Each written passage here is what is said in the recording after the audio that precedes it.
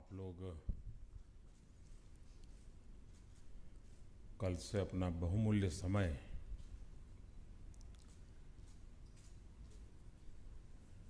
देश में क्या हो,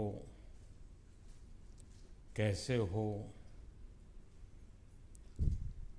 क्यों हो, उस पर मंथन कर रहे थे। अपने अपने क्षेत्र के अनुभव के आधार पर आप देश को अलग अलग नजरिए से देख रहे थे। समस्या के अलग अलग पहलू को देख रहे थे। हर सपनों में रंग भर और ये प्रेजेंटेशन किया है। आपने देखा होगा कि यहाँ एक प्रकार से सरकार की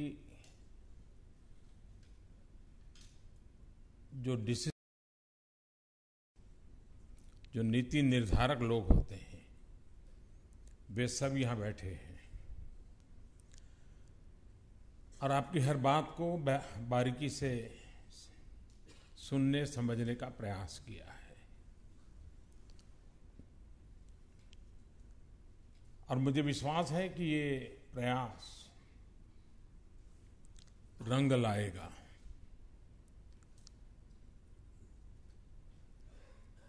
सरकार में जो सोचने का तरीका होता है, सरकार में रहते हुए एक चीज का एक पहलू नजर आता है, दूसरा पहलू कभी रह जाता है।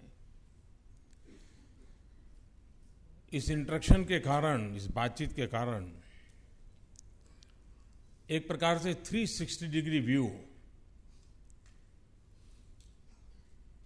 हर विषय के संबंध में, हर समस्या के संबंध में या हर सुझाव के संबंध में उभर करके आता है।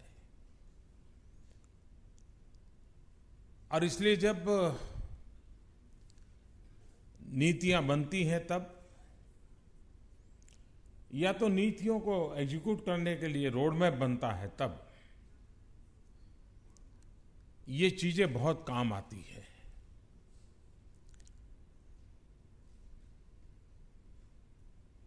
ऐसा तो नहीं हो सकता है कि प्रधानमंत्री के मन में जितने विचार आओ वो सारे के सारे विचार सरकार में लागू हो जाए, वरना तो देश चल ही नहीं सकता है।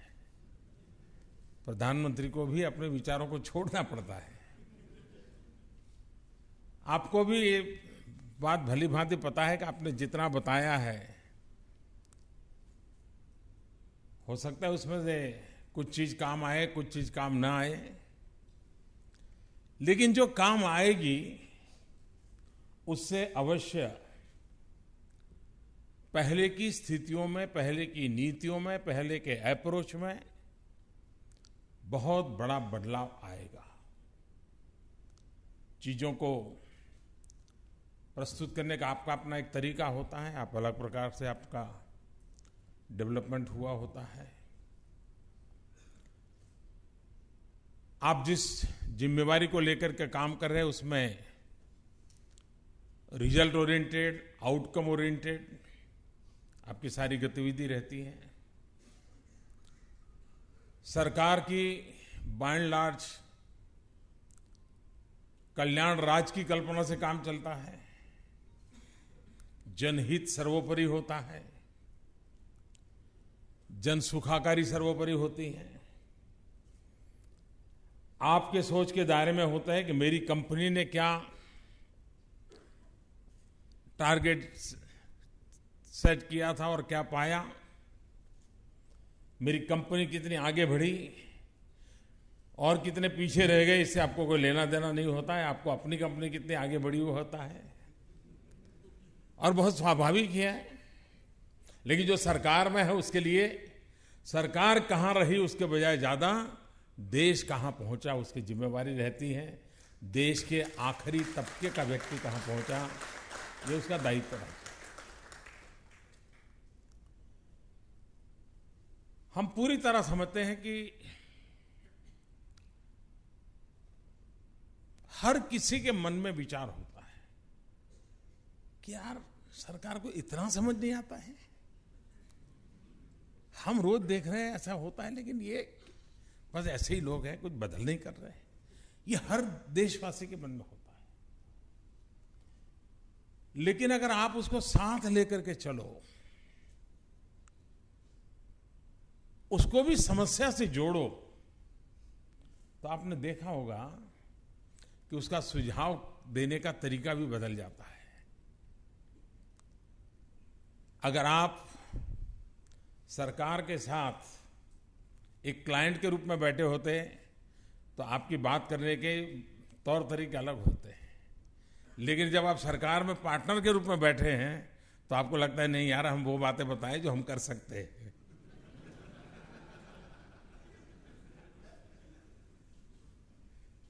इस सारी प्रक्रिया का मेरा यही उद्देश्य है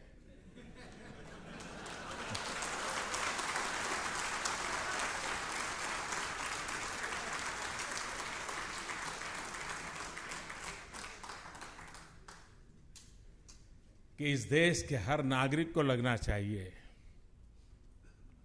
ये देश मेरा है, इस देश को मुझे आगे बढ़ाना है। समस्या है, कठिनाइयां है। ईश्वर ने हमें जितनी बुद्धि दी है उतनी शायद सरकार में बैठे हुए लोगों को नहीं दी है। लेकिन फिर भी मैं जहां हूं वहां से मुझे उसमें कुछ जोड़ना है। हमारे देश में आप लोग देखिए आजादी का आंदोलन, वैसे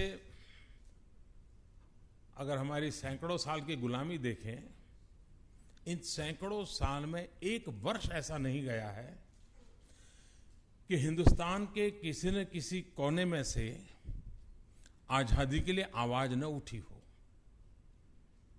जो भी आतताई होंगे उनके खिलाफ सर ऊंचा करने का प्रयास हर कालखंड में हुआ है।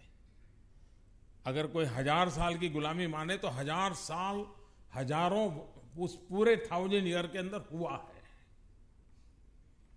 लेकिन आजादी के लिए मरने मिटने वालों की कमी नहीं थे। आज एक को फांसी मिली तो कल दूसरा मैदान में आता था, कल दूसरे को फांसी मिली तो परसों तीसरा आता था। एक श्रृंखला चल रही थी देश में आजादी के लिए, और आजादी के वातावरण को बनाने का एक निरंतर प्रयास चलता था। और हर किसी को लगता था मैं अपना बलिदान दे करके मैं देश की सेवा कर रहा हूं। महात्मा गांधी ने क्या बदल किया,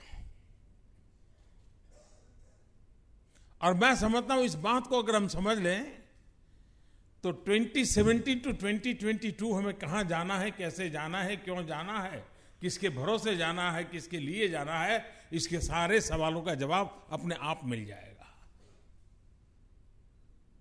और इसलिए गांधी ने क्या किया, व्यक्तिगत रूप से देश के लिए मर मिटने वालों की कोई कमी नहीं थी। लोग फांसी के तख्त पर चढ़ रहे थे, अंडमान निकोबार की जेलों में अपनी जवानी खपा रहे थे। लेकिन गांधी ने हर इंसान को आजादी का सैनिक बना दिया, हर नागरिक को। एक ऐसा माहौल बनाया कि टीचर हो, पढ़ा रहे हो, मन में भाव लो कि मैं आजादी के लिए उन बच्चों को पढ़ा रहा हूं। तुम सफाई का काम पहले भी करते थे, आज भी करते हो, लेकिन तुम सफाई का काम कर रहे हो देश की आजादी के लिए। तुम किसान हो, खेत जोतते हो, खेत में काम करते हो, पहले भी करते थे, अब भी करते हो, लेकिन मन में भाव भरो कि मैं देश के लिए किसानी कर रहा हूं। पूरे हिंदुस्तान में हर किसी ने के मन में यह भाव पैदा किया गांधी ने कि वो जो काम कर रहा है वो देश के लिए कर रहा है, देश की आजादी के लिए कर रहा है। और अंग्रेजों के लिए इस बात को समझना बड़ा मुश्किल था। कोई रोड पर निकल करके सामने खड़ा हो जाए, उस पर गोली चलाना अंग्रेज के लिए सरल था। कोई सामने खड़ा हो जाए, पकड़ करके जेल में डाल देना सरल था। लेकिन वो अपने घर में ही काम कर रहा है लेकिन कह रहा है मैं तो आजादी के लिए कर रहा हूं, उसको कैसे करें? गांधी ने आजादी को मास मूवमेंट में कन्वर्ट कर दिया और मास मूवमेंट में कन्वर्ट किया तो आपने देखा कि इतना बड़ा परिणाम मिला। आज हमारे देश में आगे बढ़ने के लिए हर सरकार ने प्रयास किया है, जिसकी जहां जिम्मेवारी रही होगी उसने प्रयास किया है, लेकिन आजादी के बाद डेवलपमेंट ये हम मास मूवमेंट नहीं बना पाए। हमें देश को यहां ले जाना है, हम ये करके रहेंगे। अगर मेरे देश में इतने डॉक्टर हो और डॉक्टर के मन में एक स्पिरिट हो कि अब न्यूट्रिशन की समस्या का समाधान के लिए हम इतनी मेहनत करेंगे, चाइल्ड हेल्थ केयर के लिए हमारा ये कंट्रीब्यूशन होगा, नई पीढ़ी के लिए हम ऐसे ले जाएंगे, माता मृत्यु दर, शिशु मृत्यु दर, इसको हम ग्लोबल स्टैंडर्ड की बराबरी में लेके आएंगे। अगर ये भाव पैदा हो तो कौन कहता है कि देश में बदल नहीं आ सकता है? कौन कहता है कि सरकारों की जरूरत है? सरकार सिर्फ कैटलिक एजेंट के रूप में काम करते रहे, देश अपने आप चल पड़ सकता है। और इसलिए आज हम 2017 में हैं, जबकि क्विट इंडिया के 75 साल हुए हैं और आजादी के 70 साल हुए हैं। 2022 आजादी के जब 75 साल करेंगे, हम अपने कंट्रीब्यूशन के लिए के द्वारा देश को यहां से यहां ले जाएंगे। ये मुझे माहौल बनाना है। इस मंथन से मुझे आप लोगों की वो जरूरत है कि आप जहां हैं वहां जिन लोगों के बीच में हैं, आप भी एक आधुनिक भारत के सैनिक बन सकते हैं, एक समृद्ध भारत के सैनिक बन सकते हैं, एक विश्व के अंदर अपना नाम ऊंचा कर सके, सामर्थ्यवान बने, ऐसा भारत के सैनिक बन सकते हैं। और ये इस प्रकार के मिल बैठ करके जब हम एक एक चीजों को हाथ लगाएंगे तो हमें रास्ते मिलते जाएंगे। हमें लगेगा हाँ मैं ये करूंगा, इस समस्या का समाधान मैं करूंगा। अब मैं यहां देख रहा था कि किसान की आय डबल कैसे करें, कई विषयों पर आपने चर्चा की और बहुत अच्छे अच्छे एक्रोनिम भी आपने दिए हैं, बड़े अच्छे तरीके से उसको प्रस्तुत किया है। प्रेजेंटेशन का क्वालिटी तो ऑफ कोर्स अच्छा था ही था लेकिन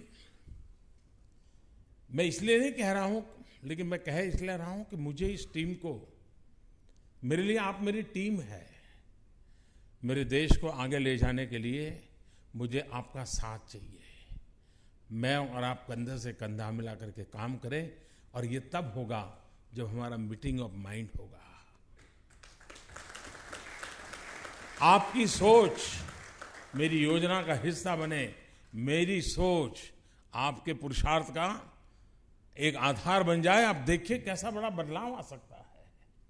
और उसी के तहत ये मंथन चल रहा है। अब देखिए एग्रीकल्चर सेक्टर में एक छोटा सा विषय, हम एक अर्थ जगत के लोग हैं, आप एक्सपोर्ट इंपोर्ट की भारी चर्चा कर रहे हैं। मुझे बताइए, जो देश कृषि प्रधान हो, जिस देश की आत्मा गांव हो, जिस देश की पूरी चर्चा गांधी जी के जीवन में गांव से जुड़ी हुई हो, और वो देश टिम्बर इंपोर्ट करता हो, मुझे बताइए कहां से कहां पहुंच गए। क्या कारण है कि हम टिम्बर इंपोर्ट कर रहे हैं?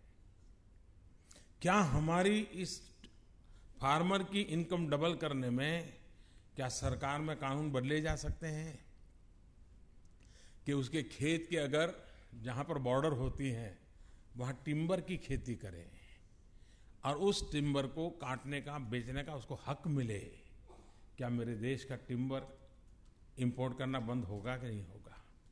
मेरे देश का किसान, हमारे देश का एक दुर्भाग्य है कि दो खेत के बीच में हम इतनी जमीन बर्बाद करते हैं बाड़ लगा करके, फेंसिंग लगा करके, यानी ऐसे पौधे लगा देते हैं, कांटे की वो लगा देते हैं, एक मीटर इसकी बर्बाद होती है, एक मीटर उसकी बर्बाद होती है। लेकिन वहीं पर अगर टिम्बर लगा दें तो आप मुझे बताइए कि देश का टिम्बर इंपोर्ट कम होगा, उसकी जमीन का मैक्सिमम उपयोग होगा, और सरकार के कानून बदलने से कितना बड़ा बदलाव लाया जा सकता। मंथन चल रहा है, सरकार में चर्चा चल रही है। कहने का अब हम फार्मर की इनकम डबल करना चाहते हैं, लेकिन अगर हम एनिमल हस्बेंड्री पर सोचेंगे ही नहीं, हम पोल्ट्री फार्म पर सोचेंगे नहीं, हम फिशरीज पर नहीं सोचेंगे, हम ऑर्नामेंटल फिशिंग पर नहीं सोचेंगे, तो हम एक टोटल जो एक डिजाइन बनानी है वो नहीं बना पाएंगे। हमारे लिए आवश्यक है वैल्यू एडिशन कैसे हो, हम दुनिया के मार्केट में हमारा कौन सा एग्रीकल्चर प्रोडक्ट है जो टारगेटेड मार्केट को पकड़ सकता है। पूरा गल्फ कंट्रीज, पूरी गल्फ कंट्रीज, वहां पॉपुलेशन बढ़ रही है, ऑयल है, पानी नहीं है। ऑयल कितना ही क्यों ना हो, जिंदगी के लिए पानी जरूरी है, और इसलिए उनके लिए एग्रो प्रोडक्ट इंपोर्ट करने बिना कोई चारा नहीं है। क्या उनकी रिक्वायरमेंट का सर्वे करके हम हमारे किसान को उस एग्रो प्रोडक्ट के ले जाए, और हमारे एग्रो इकोनॉमिक्स के साथ जुड़े हुए लोग या तो एग्रो वैल्यू एडिशन के साथ जुड़े हुए लोग मिल करके उस प्रोडक्ट को वहां पर पहुंचाए, उस रूप में बना सकते हैं क्या? ये अगर हम चेंज करें, गल्फ कंट्रीज को हम एक प्रकार से उसकी जो एग्रीकल्चर रिक्वायरमेंट है उसका एश्योरेंस दे दे, वो हमें हमारी एनर्जी रिक्वायरमेंट का एश्योरेंस दे दे, एक प्रकार से विन विन सिचुएशन की दिशा में आगे बढ़ सकते हैं कि नहीं बढ़ सकते। और इसलिए यहां एक ऐसी टीम है मेरे सामने जो इस प्रकार की नई चीजों को लेकर के आ सकती है। अभी भारत सरकार नवंबर में एक ग्लोबल लेवल का बहुत बड़ा इवेंट कर रही है, जिसमें मेनली फूड प्रोसेसिंग पर हम बल दे रहे हैं। दुनिया के बहुत बड़े लोग मात्र हैं, आपने देखा हो फूड प्रोसेसिंग में एफडीआई को हमने 100% ओपन अप कर दिया है। फार्मर की इनकम डबल हो, ये सिर्फ नारा नहीं है। उसी प्रकार से फार्म सेक्टर में इंफ्रास्ट्रक्चर, आज हमारे यहां सालाना करीब करीब 1 लाख करोड़ रुपया, छोटी अमाउंट नहीं है भारत जैसे देश के लिए, 1 लाख करोड़ रुपया का हमारा एग्रो प्रोडक्ट, फल हो, फूल हो, सब्जी हो, अनाज हो, वो बर्बाद होता है क्योंकि हमारे पास सफिशिएंट इंफ्रास्ट्रक्चर नहीं है। अब वो इंफ्रास्ट्रक्चर भी अपने आप में रोजगार देने के लिए बहुत बड़ा अवसर है। अगर फाइनेंशियल इंस्टीट्यूशंस, प्राइवेट प्लेयर्स, जो रियल एस्टेट की दुनिया के लोग हो, अगर वे इस प्रकार की चीजें बनाएंगे, आप मुझे बताइए मल्टीपल बेनिफिट होगा कि नहीं होगा। और इसलिए हमारा अप्रोच क्या हो, हम देश की रिक्वायरमेंट को एड्रेस करें, हम अपने बिजनेस को एक्सपांड करें, और हम देश की क्वालिटी ऑफ लाइफ में बदलाव लाने के लिए मूलभूत चीजों को निर्माण करते चले। अगर इन चीजों को लेकर के हम अपने विकास की यात्रा को ले जाते हैं तो मुझे विश्वास है कि हम जो चाहते हैं वो परिणाम प्राप्त कर सकते हैं। और सरकार में आपने अगर बारीकी से देखा होगा, कल से यहां जब तक आप बैठे हैं कई विषयों पर आपको चर्चा भी आई होगी, इस सरकार ने कई ऐसे महत्वपूर्ण निर्णय किए हैं जिन महत्वपूर्ण निर्णयों ने मूलभूत बातों में बड़ा परिवर्तन लाया है। अब आपको पता होगा, पहले हमारे देश में किसान यूरिया के लिए उसको एक बड़ा टेंशन रहता था, समय पर यूरिया मिलेगा या नहीं मिलेगा। और किसान को समय पर यूरिया नहीं मिलता है तो यूरिया मिलना बेकार होता है। और इसलिए मुझे याद है जब मैं मुख्यमंत्री था, मैं प्रधानमंत्री को चिट्ठी लिखता रहता था कि मेरे यहाँ इतना समय पहले यूरिया मिले, टेकना मिले, फलाना मिले। और मैं जब प्रधानमंत्री बना तो शुरू के 3 महीने में मुझे जो सबसे ज़्यादा चिट्ठियाँ आई मुख्यमंत्रियों की, वो यूरिया के लिए आई। हमारे देश में यूरिया के लिए पुलिस का लाठीचार्ज होता था। यूरिया के लिए किसानों को 3-3 दिन कतार में खड़ा रहना पड़ता था। 3-3 दिन। डीमोनेटाइजेशन के बाद बैंकों के बाहर खड़ी कतार तो टीवी पर आपने बहुत देखा। मेरा देश का दुर्भाग्य है कि यूरिया के लिए खड़े रहे हमारे किसान को किसी ने टीवी पर नहीं दिखाया था। ये फर्क है समस्याओं को देखने समझने का। इस सरकार ने कुछ इनिशिएटिव लिए। एक सबसे बड़ा इनिशिएटिव, यूरिया की इंडस्ट्री फैक्ट्री को गैस चाहिए। हमारे यहाँ गैस की वैरायटीज ऑफ पॉलिसीज थी। किसी को एक दाम से गैस मिलता था, किसी को एक टर्म्स एंड कंडीशन से मिलता था, दूसरे फटे। हमने इस सब को रेशनलाइज कर दिया, एक ही प्रकार का बेच बना दिया ताकि सबके लिए कंपटीशन के लिए एक सुविधा हो जाए। दूसरा, हमारे देश में एक बड़ा कुछ चीजें तो आप गहरे जाओगे तो आश्चर्य होगा ये कैसे चलाया होगा। अगर आपका कैपेसिटी है 10 लाख मीट्रिक टन की और आप 5% ज्यादा प्रोडक्ट करते हैं तो आपको सरकार एक्स्ट्रा पैसा इतना देती थी। आप इतना प्रोडक्ट करते, और उसका परिणाम ही आया था कि एक प्रकार से ये बड़ा ही क्या हो गया होगा, आप जानते हो। हमने आकर के उसके सारे नियम बदल दिए।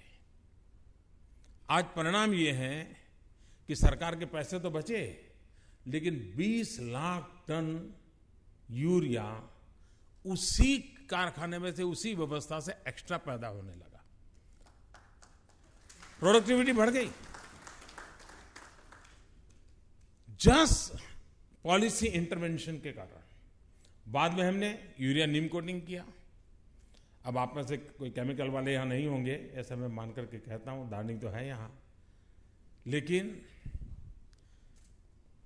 यूरिया खेत में कम जाता था, केमिकल इंडस्ट्री में ज्यादा जाता था, क्योंकि उसको सब्सिडाइज्ड यूरिया मिल जाता था और वो वैल्यू एडिशन करके केमिकल प्रोडक्ट बना करके दुनिया में बेचता था। हमने यूरिया का नीम कोटिंग कर दिया। नीम कोटिंग करने के बाद 1 ग्राम भी यूरिया किसी और काम में आ ही नहीं सकता सिवाय कि जमीन में डालो। और इसका परिणाम ये आया कि जो सारा साइफन होता था, चोरी होती थी, किसी और काम में चला जाता था, वो सारा खत्म हो गया। आज देश में कहीं यूरिया के लिए मांग नहीं है। कहने का तात्पर्य यह है कि हम किस प्रकार से एक एक चीज को, और हम एंड टू एंड सॉल्यूशन के नेचर के हैं। मैं स्वभाव से चीजों को टुकड़ों में नहीं करता हूं। एक बार उसको, हाँ, चीजें प्रोग्रेसिव अनफोल्डमेंट होता है। आज मैं एक चीज कहूंगा तो सामने वालों को जल्दी पता नहीं चलेगा कि मोदी यहां से कहां उठा के ले जाएगा। मैं जब कहता हूं कि भाई आपके पास पैसे जमा है, सरकार स्कीम लाई है, डिक्लेयर करिए, डिक्लेयर करिए, डिक्लेयर करिए, नहीं करिए, फिर 8 नवंबर आ जाती है।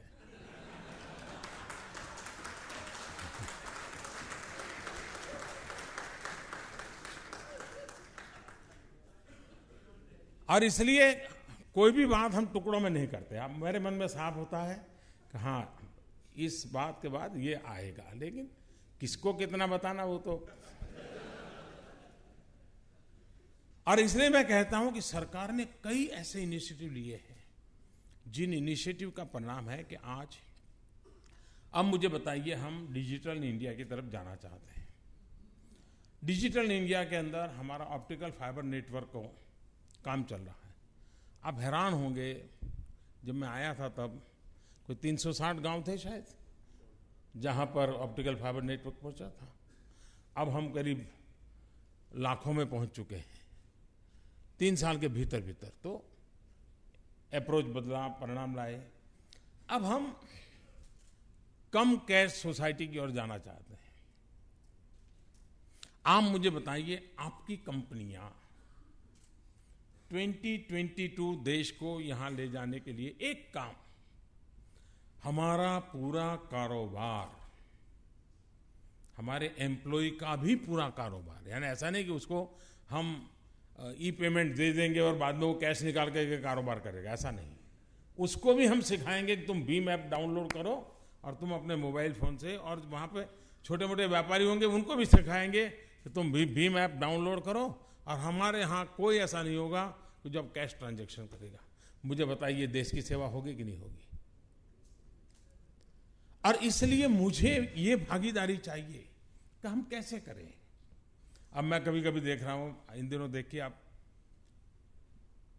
लोग, ये दिवाली के दिनों में आपकी कंपनियां गिफ्ट देती हैं सबको, कुछ देनी पड़ती है।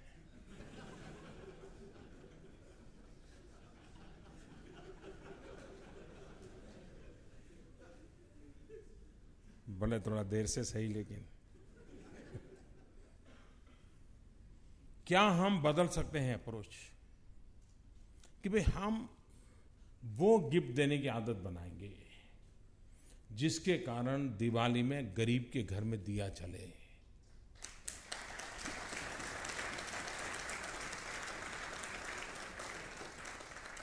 आप लोगों को परचेजिंग की कूपन देते हैं एक्स्ट्रा, आप जाइए 2000 रुपये का माल ले सकते हैं, हमारा एक कूपन है। आप खादी की क्यों नहीं दे सकते कूपन? आप गिफ्ट पैकेट में खादी क्यों नहीं दे सकते? मैं ये नहीं कहता हूं जिसके घर में गिफ्ट पैकेट जाएगा तो खादीधारी बन जाएगा, जरूरी नहीं खादीधारी बनने की, लेकिन अगर आपके पास 50 प्रकार के फैब्रिक है तो एक खादी भी हो सकता है। कहने का तात्पर्य है कि हमारे सारे कारोबार में मैं कोई ऐसी चीज जोड़ रहा हूं, मेरे सारे एम्प्लॉय मिलकर के, कि जिसके कारण मैं देश की गरीबी को किस प्रकार से एड्रेस कर रहा हूं, मैं देश के गरीब को पॉजिटिवली एड्रेस कर रहा हूं क्या? आप देखिए अपने आप में बदलाव शुरू हो जाएगा। इसका मतलब ये नहीं कि मैं क्वालिटी कॉम्प्रोमाइज करूंगा, मेरे सुख में कमी करूं, ऐसा मैं आपसे कोई आग्रह नहीं करता। हम एक वातावरण बनाएं कि हम हमारे गरीब से गरीब लोगों को साथ लेकर जाए। अब आपको जानकर के खुशी होगी, सरकार में अगर कुछ खरीद करना है तो कागज पे कितनी प्रकार की कार्यवाही होती है। टेंडर निकलेगा, टेंडर के टर्म्स एंड कंडीशन निकलेंगे, फिर टेंडर भरने वाले आएंगे, फिर देखना पड़ेगा कि मंत्री जी का भतीजे का टेंडर आया कि नहीं आया।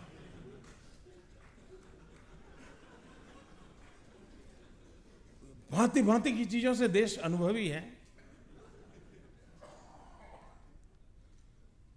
टेंडर खोलना कि नहीं खोलना, अब स्थिति ठीक नहीं है तो रिजेक्ट कर दो। ये सारी चीजें आप भली भांति परिचित है, देश परिचित है।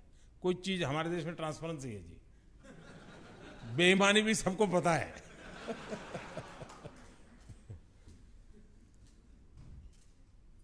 अब क्या इतनी बड़ी सरकार में कोई छोटा इंसान भी अपनी प्रोडक्ट सप्लाई कर सकता है कि नहीं कर सकता है? क्या कोई बहुत बड़ा टेंडरिंग सिस्टम से वो गुजरेगा तब करेगा क्या? सरकार ने एक छोटा सा प्लेटफॉर्म बनाया, जेम, GEM। आपसे मेरा सबसे आग्रह है कि आप उस पोर्टल पे जाइए, चेक कीजिए, और सरकार के सभी डिपार्टमेंट अपनी रिक्वायरमेंट उस पर लिखते हैं कि हमें ये चीज चाहिए, हमें 25 नैपकिन चाहिए, हमें 2 डस्टबिन चाहिए, हमें वेस्ट पेपर बास्केट चाहिए, हमें 25 झाड़ू चाहिए, जो भी 100 चेयर चाहिए, वो अपना लिखते हैं। सप्लायर कोई भी अपने पास किस प्रकार का माल है, उसका स्टैंडर्ड क्या है, क्वालिटी क्या है, उसकी पूरी डिटेल रखता है। और सरकार का नियम बना है कि उसमें जो क्वालिटी कॉम्प्रोमाइज किए बिना सस्ता जो है उसको लेना है। कोई टेंडर वेंडर कुछ नहीं, सब कुछ ऑनलाइन अवेलेबल है, कोई भी व्यक्ति देख सकता है इसको। आप हैरान होंगे, अभी तो इस प्रयोग को 4-6 महीने हुए हैं, अभी सरकार में भी जितना स्प्रेड होना चाहिए उतना नहीं हुआ है। उसके बावजूद भी 1000 करोड़ रुपयों का सरकार का परचेज इस जेम के द्वारा हुआ है। 1000 करोड़ रुपीस। और सप्लायर कितने हैं? आप चौंक जाएंगे।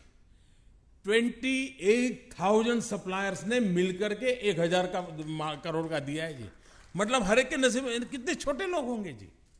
छोटे छोटे लोगों ने अपनी अपनी चीजें पहुंचाई है और परिणाम ये आया है कि यही 1000 करोड़ का माल अगर पुरानी सरकार की टेंडरिंग सिस्टम से हुआ होता तो शायद पेमेंट 1700 करोड़ का हुआ होता और 1000 करोड़ में से क्या आया होता भगवान जाने।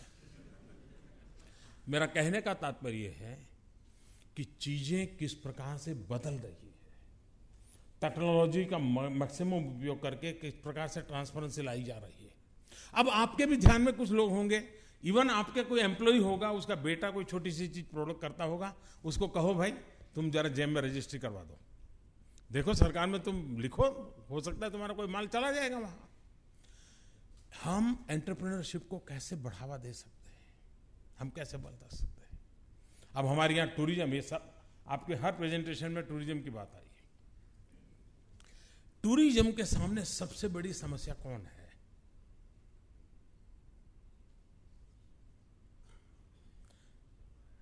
सवाल मेरा बड़ा चौंकाने वाला है। कभी हमने सोचा है हमारी साइकी कितना हमारा नुकसान कर रही है? मैं ये आपको नहीं सुना रहा हूं, हम सब मंथन कर रहे हैं। मैं भी आप ही के साथ मेरे विचारों को एक मंथन के रूप में प्रकट कर रहा हूं। मैंने पिछले साल एक कार्यक्रम किया था, मेरी मन की बात में जो मैं करता हूं उसमें मैंने वैकेशन में बच्चों को कहा था कि आप लोग जाते हैं तो इस हैशटैग से आपके जो भी प्लेस पर गए हैं देखने के लिए उसकी फोटो भेजिए। मिलियन फोटोग्राफ्स मेरी वेबसाइट पे हैं, मिलियन। और मैं हैरान था, मैं कुछ देखता था कभी कभी समय मिले, हमारे देश में ऐसी ऐसी जगह है जी, ऐसा प्राकृतिक दृश्य है, जो गए हैं उसने फोटो भेजी तो पता चलता है कि भाई वो तो हैशटैग के कारण कईयों ने उसको देखा भी होगा। हम लोगों की साइकी क्या है, किसी अच्छी जगह पे जाए हम और मन को भा जाए तो हमारा पहला वाक्य क्या निकलता है? पहला वाक्य निकलता है, यार लगता नहीं हम हिंदुस्तान में है।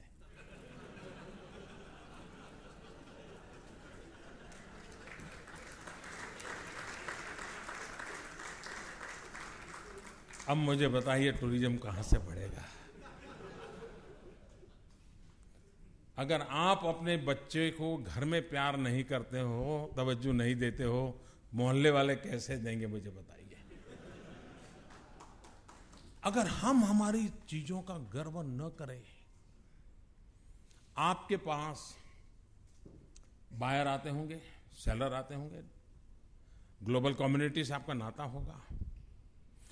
आप में से कितने होंगे जिन्होंने उनको कहा होगा आप आए हैं लेकिन 3 दिन ज्यादा निकाल के आइए, इस वीकेंड में तो ये जगह आप देख के आइए। टूरिज्म तो हम देखिए, टूरिज्म सरकार के एडवर्टाइजिंग से नहीं होता है। कोई एक कहे कि यार मैं गया था, तुम वाओ, आप जरूर जाते हैं, क्योंकि टूरिज्म में एक फियर ऑफ अननोन इनबिल्ट होता है। फियर ऑफ अननोन इनबिल्ट होता है टूरिस्ट के दिमाग में। लेकिन जिस दिन उसको कोई कहे कि मैं गया था, फिर वो पूछता नहीं वहां क्या करना है, वो अपने आप चल पड़ता है। हम हिंदुस्तानियों का इस स्वभाव नहीं है। हमारे यहाँ भी जो फार्मेसी वाली कंपनी, यहाँ कोई है क्या फार्मेसी वाले? चलिए अच्छा है तो मैं बोल पाऊंगा। फार्मेसी वाले डॉक्टरों को विशेष टूर कराते हैं।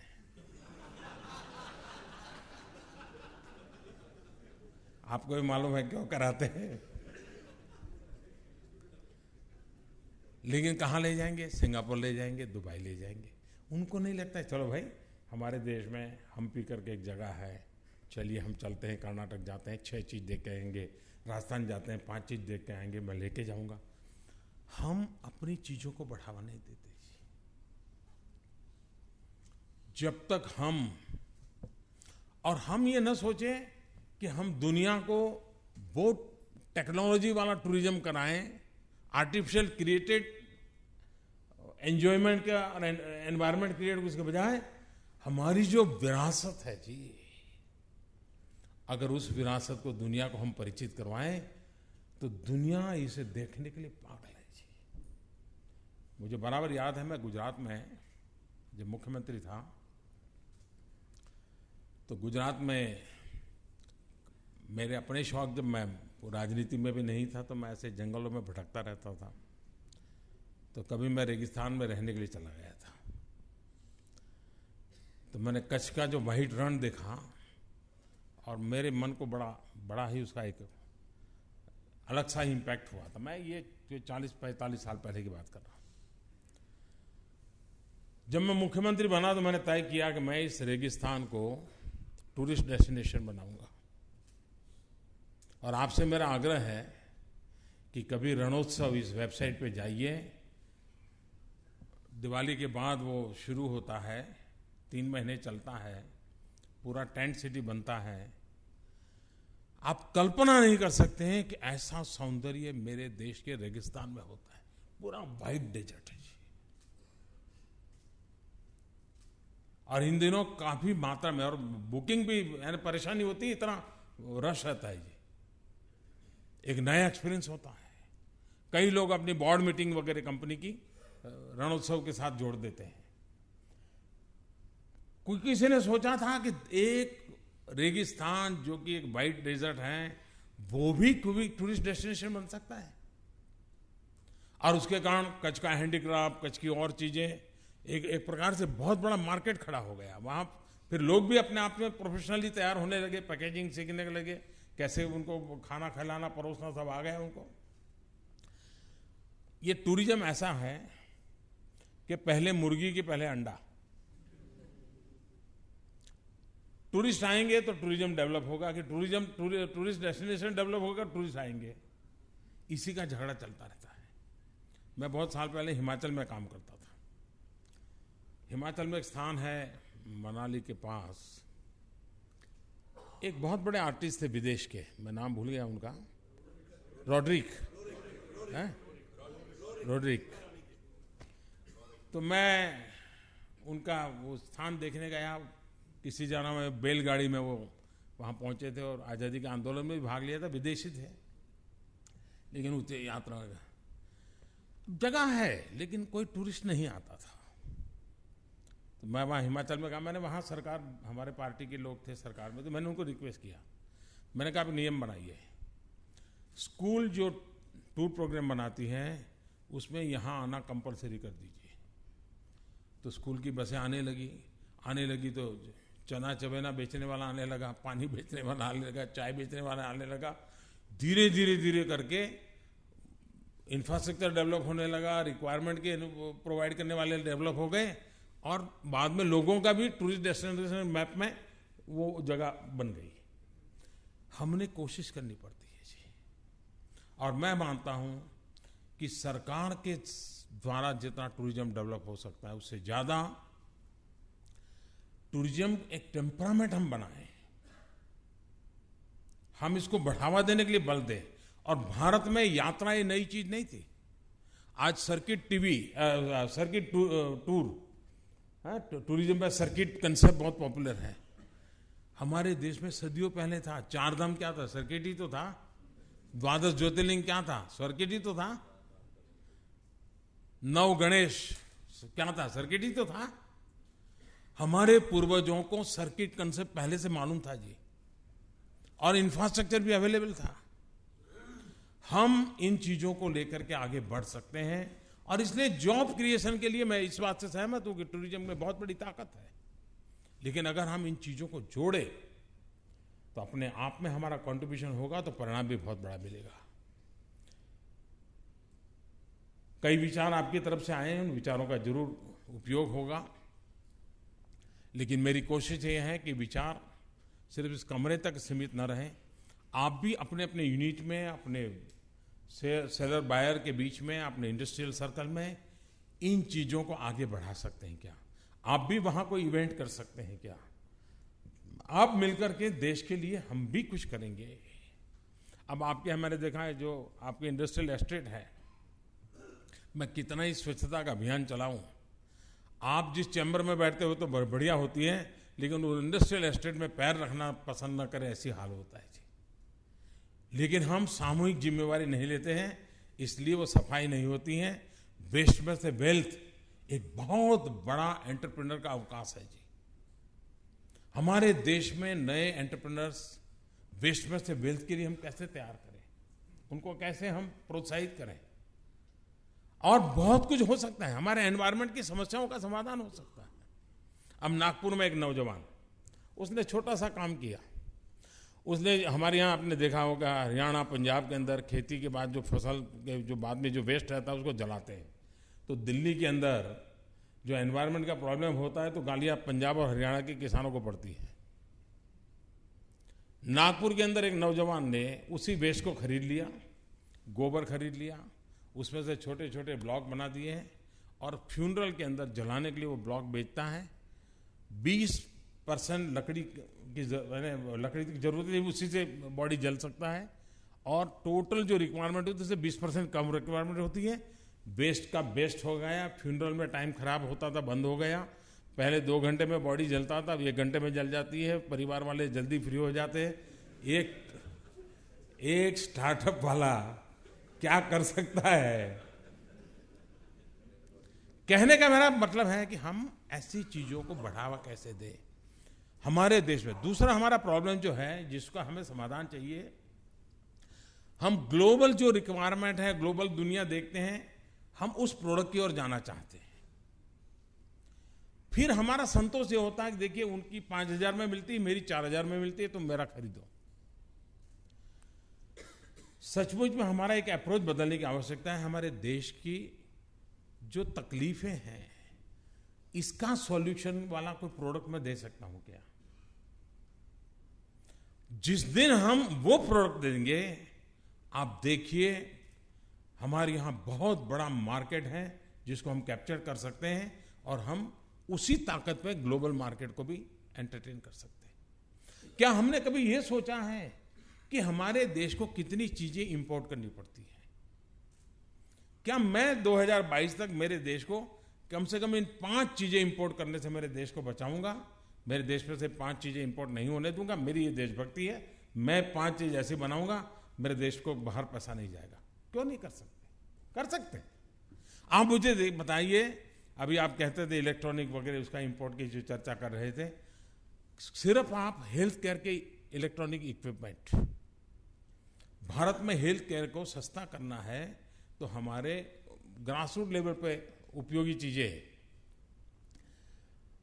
अब किडनी के पेशेंट के लिए जो रिक्वायरमेंट है, क्या वो मशीन हम नहीं बना सकते क्या? डायलिसिस हम नहीं बना सकते क्या? क्या हमारे एंटरप्रेन्योर इस प्रकार से बाहर नहीं आ सकते क्या? हमारे देश की समस्याओं को एड्रेस करने का टेम्परामेंट, ये हमारी नई जनरेशन में अगर बनता है तो मार्केट अपने आप खड़ा हो जाएगा जी। और मुझे लगता है कि हम इस दिशा में सोचें, और मुझे विश्वास है कि आप लोगों ने जो सुझाव दिए हैं वो सुझाव तो सरकार में काम आएंगे। धीरे धीरे मेरे मन में विचार जो चल रहा है, ये कोई वन टाइम इवेंट नहीं है। हम इसको इंस्टीट्यूशनलाइज करना चाहते हैं। आप हैं, आप में और भी नए लोग जुड़ सकते हैं। इसका और अधिक आउटकम ओरिएंटेड उसकी रचना भी की जा सकती है। कई सुझाव आ सकते हैं, लेकिन एक बिगिनिंग है।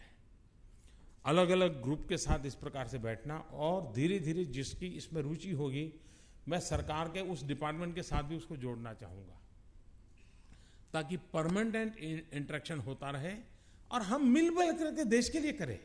और मुझे पूरा भरोसा है कि आप व्यापार जगत में, इसलिए मुझे खुशी हुई कि आपके किसी प्रेजेंटेशन में उद्योग या व्यापारी के हित के कोई सुझाव नहीं थे। सारे सुझाव देश हित के थे। यही मेरा 22 का सपना पूरा कर देता है।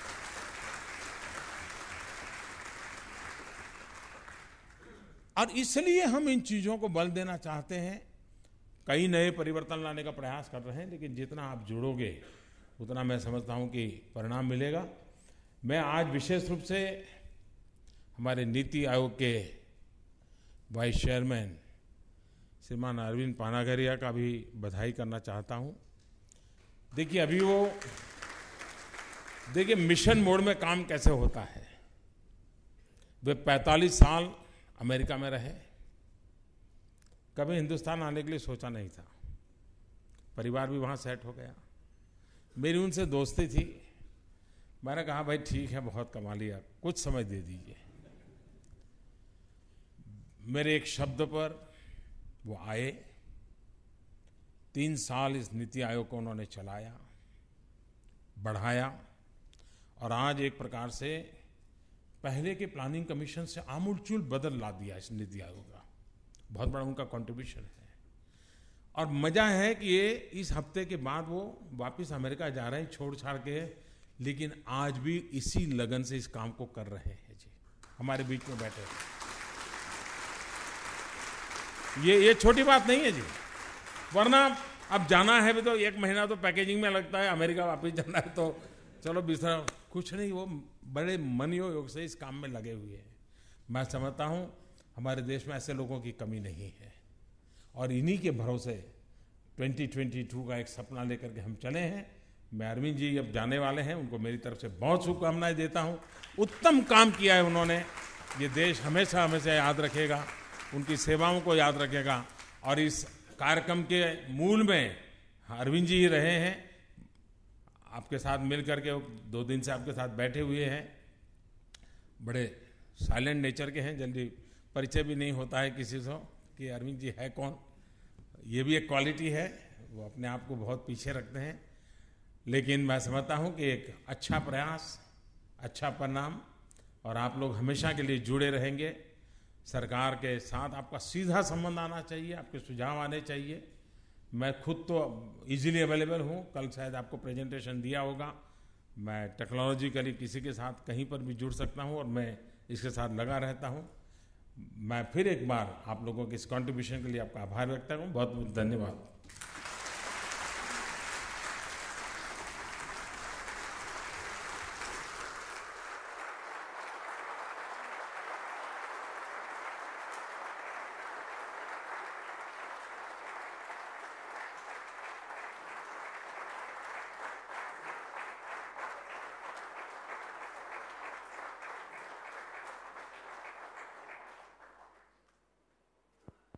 बहुत बहुत धन्यवाद माननीय प्रधानमंत्री जी।